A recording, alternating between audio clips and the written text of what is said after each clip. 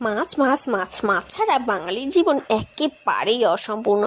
যখন ঘুম থেকে উঠে সকালবেলা দেখি ফ্রিজ ভর্তি মাছ, তখন আর কোনো কথাই হবে না। সকাল সকাল উঠে কোনো কাজ নেই, মাছ কাটতে বসে পড়েছি।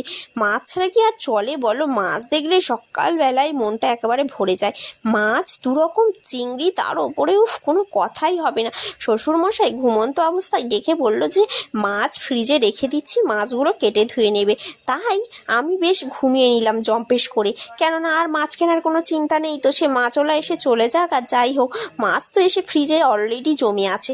তাই উঠে সঙ্গে সঙ্গে মাছ কাটতে শুরু করে দিলাম। সত্যি এমন রকমভাবে মাছটা আজকে কেটে রান্নাটা করবো না, একদম মুখে লেগে থাকার মতো। একটা রুই মাছ, কিছু দোল মাছ আর চিংড়ি, দিয়াঙ্কের জন্য কিছু চিংড়ি।